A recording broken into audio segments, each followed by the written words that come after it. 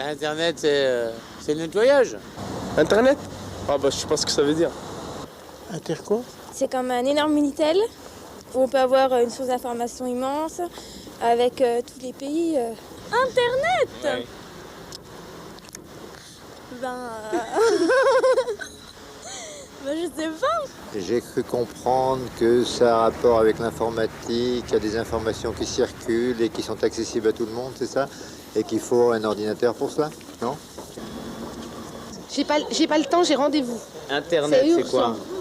Je sais pas. Vous allez chez le coiffeur? Oui. Pour l'instant, c'est à refaire, c'est loupé là. Mais non. La plupart des homosexuels sont forcés de cacher leur nature, leur vérité profonde aux êtres qui leur sont le plus chers. Et d'habitude, les parents, quand ils apprennent la vérité sur leur fils, ou bien le mettent à la porte, tout simplement, ou bien l'envoient chez le psychiatre, et tous essayent de le faire changer. Elle est quand même beaucoup plus grosse que la pilule pour femmes. C'est bien sûr, parce que nous sommes des hommes. Donc c'est la pilule pour homme. Il est macho. C'est la pilule pour homme. Attention, non, c'est très important. C'est la première fois que nous disposons d'un produit qui donne la contraception masculine, c'est-à-dire qui va empêcher les spermatozoïdes, à nous les hommes, de féconder les ovules des dames.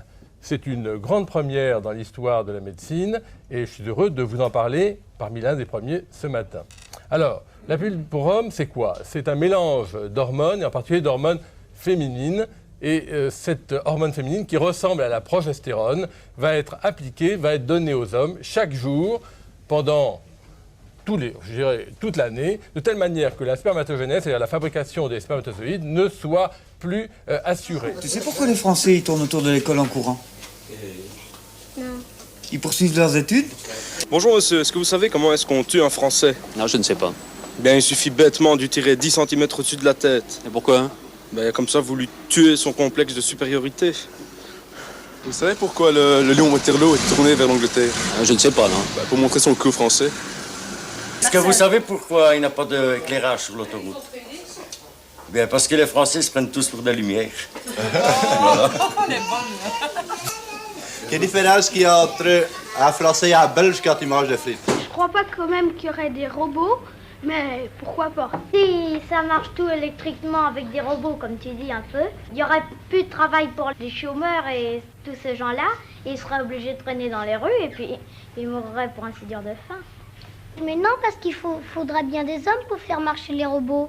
Vous, les robots, enfin, certains imaginent des bonhommes qui marchent comme ça, là.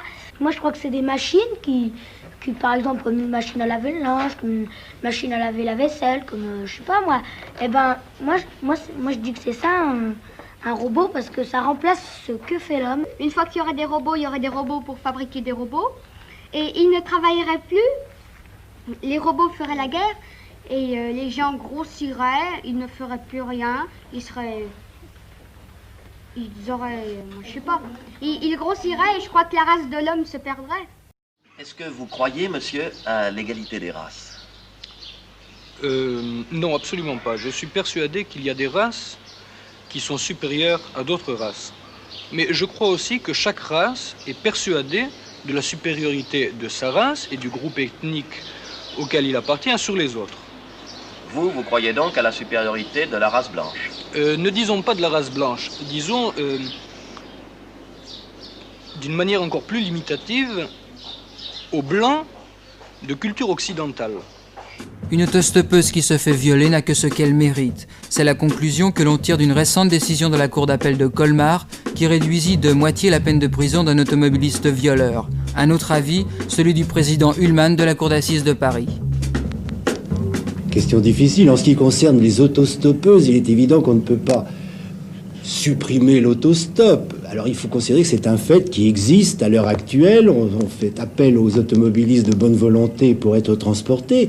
Mais je pense que dans l'appréciation de la peine qu'il convient d'appliquer à l'auteur d'un viol au préjudice d'une autostoppeuse, il faut tenir compte du fait que cette victime a pris un risque en montant dans une voiture avec un garçon qu'elle ne connaissait pas. Vous désirez? Je voudrais faire une surprise à ma femme. Il paraît que vous en avez reçu un nouveau. Oui, ma femme est en train de l'essayer, mais je suis au courant. C'est un bleu. Bleu comme l'aube. La vivacité du citron se fond dans la bergamote et la vanille apporte sa fraîcheur matinale. Et vous verrez, la qualité a été perfectionnée. Ma femme va être extrêmement touchée.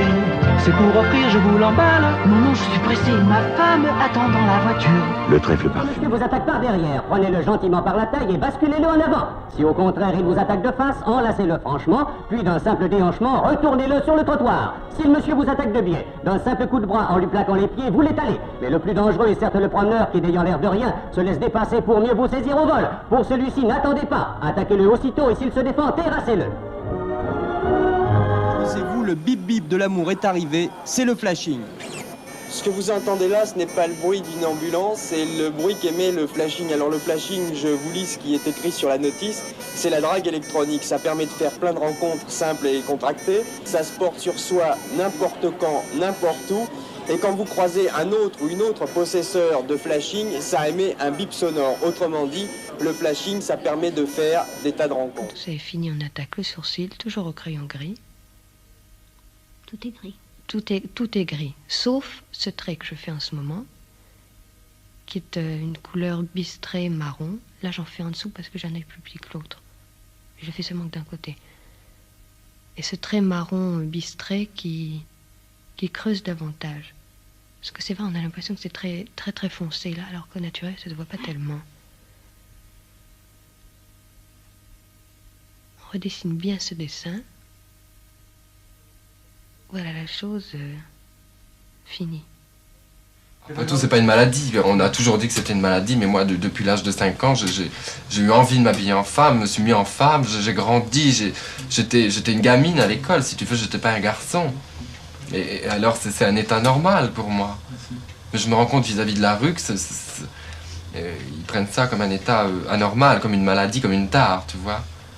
Et alors je ne sors pas, j'évite de sortir, j'évite de parler aux gens, j'évite d'avoir des contacts avec des gens où je suis quelque chose de qu'on touche pas, qu'on n'ose pas aborder, qu'on n'ose pas toucher, ou par crainte de l'agressivité, de la méchanceté, ou alors se dire mon Dieu, je veux pas qu'on me voie avec un être pareil, qu'est-ce qu'on va penser, ou qu'est-ce que c'est que ça, ou mon Dieu c'est un PD, ou c'est rien, c'est de la merde quoi, tu vois.